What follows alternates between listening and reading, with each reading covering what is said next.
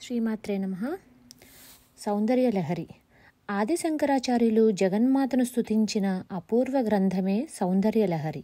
ఇది స్తోత్రము అనగా భక్తితో భగవంతుని కీర్తిస్తూ ఆరాధించే గానపాఠం. అలాగే మంత్రము గురువు అనుగ్రహం పొంది నిష్ఠతో జపించుట వలన ప్రత్యేకమైన ప్రయోజనాలు కలిగే అక్షర సముదాయం. అలాగే తంత్రము నియమంతో శాస్త్రయుక్తంగా సాధన చేస్తే ప్రత్యేక సిద్ధులు లభించే యోగ విధానం. కావ్యము అక్షర రమ్యతతో కూడిన ఛందోబద్ధమైనది. ఇతివృత్తాత్మక రచన కూడాను. దీనిని ఆనందలహరి, సౌందర్యలహరి అని 2 భాగములుగా విభజించుచున్నారు. మొదటి 41 శ్లోకాలు ఆనందలహరని, 42 నుండి 100 శ్లోకాల వరకు సౌందర్యలహరి అని చెప్తారు.